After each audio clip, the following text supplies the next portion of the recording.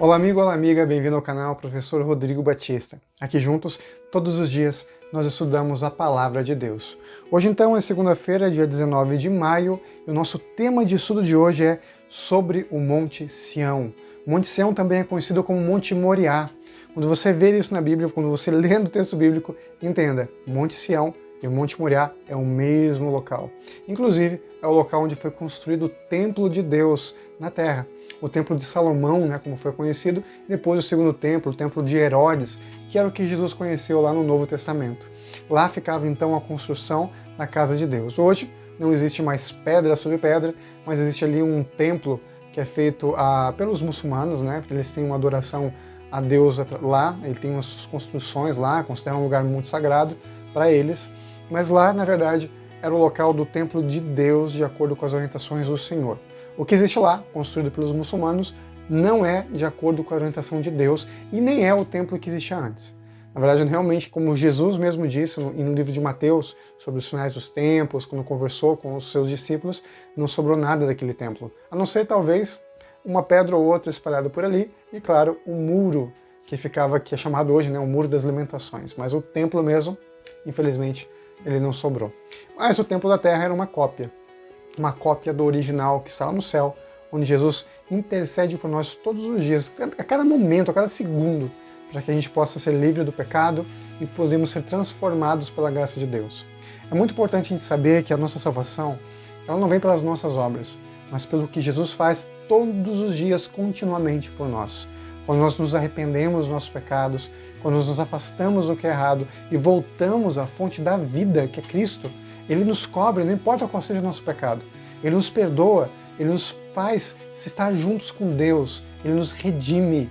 Ele paga o preço pelo pecado por nós e nos dá a oportunidade de vivermos a vida eterna com Ele, principalmente no céu, mas começando aqui também na terra. Porque aqueles que estão em Cristo nunca morrem, apenas dormem, no máximo, o sono nesse mundo, até serem despertados na ressurreição, na volta de Jesus. A nossa lição, então, pede para a gente ler o Salmo capítulo 15 e também o Salmo 24. Vamos dar uma olhadinha nesses salmos para a gente entender um pouquinho da mensagem de Deus para a gente. O Salmo capítulo 15 são apenas 5 versos, então é uma leitura bem rápida, e fala para a gente dos cidadãos do céu. E fala assim: Quem, Senhor, habitará no teu tabernáculo? Quem há de morar no teu santo monte? O que vive com integridade e pratica a justiça, e o de coração fala a verdade. O que não difama com sua língua, não faz mal ao próximo, nem lança injúria contra o seu vizinho. Olha só, a pessoa que vai habitar o céu é uma pessoa íntegra, que faz o que é certo. O que a seus olhos tem por desprezível o réprobo, mas honra os que temem ao Senhor. E o que jura com dano próprio e não se retrata, aquele que realmente cumpre a sua palavra. O que não empresta o seu dinheiro com usura, nem aceita suborno contra o inocente. Quem deste modo procede, não será jamais abalado. Olha que bacana, hein? Aqueles que habitam o monte de Deus, aqueles que podem ter acesso a Deus, são pessoas boas, que seguem o caminho de Deus, que têm um bom coração.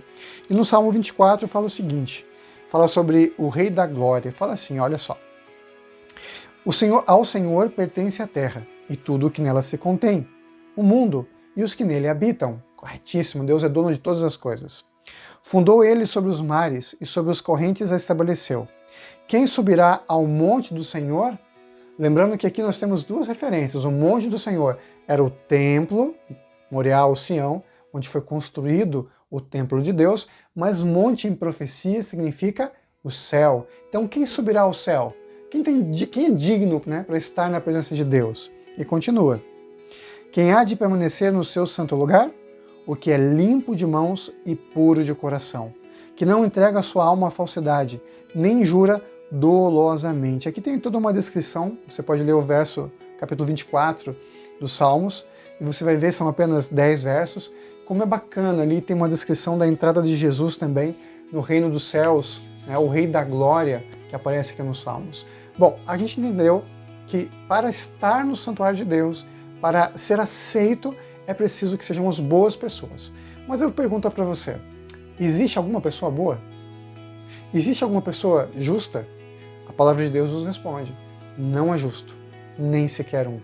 A não ser Jesus, todos nós somos pecadores e nenhum de nós merece estar no santo templo de Deus, merece ir para o céu. Aí entra o poder de Cristo, a graça, que se manifesta não pelas nossas obras, mas pela fé em Jesus.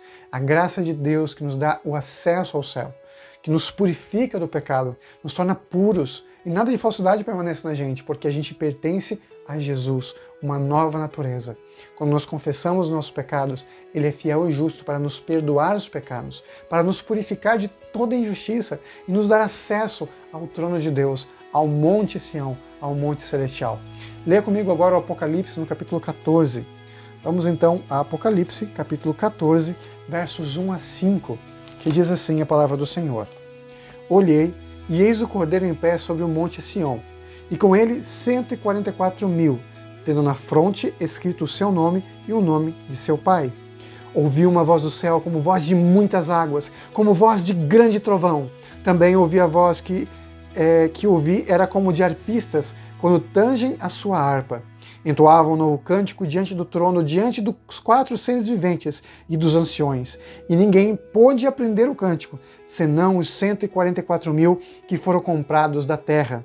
São estes os que não se macularam com mulheres, porque são castos. São eles os seguidores do Cordeiro por onde quer que vá.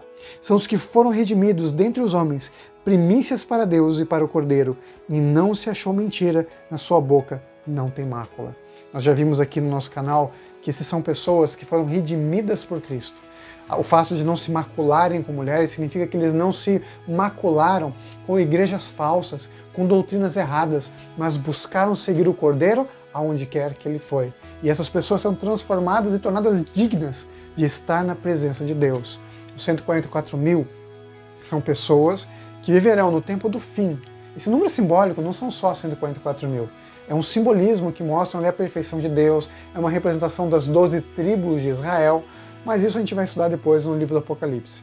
Agora, é interessante a gente saber que eles são representação dos filhos de Deus que são comprados por Cristo e viverão as últimas batalhas no tempo do fim, próximo do Armagedon, que nós estamos já chegando. Que Deus possa te abençoar, possa me abençoar, e a gente possa estar pronto, aptos para estarmos diante de Deus. Como? Como é que a gente consegue?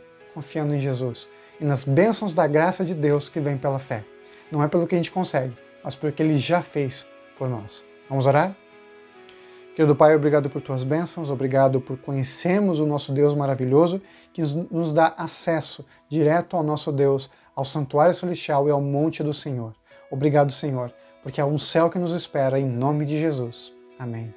Nunca se esqueça, meu amigo e minha amiga, não importa o quão longe você foi de Jesus, Ele continua de braços bem abertos te esperando, porque Ele morreu para te salvar e Ele te ama para sempre.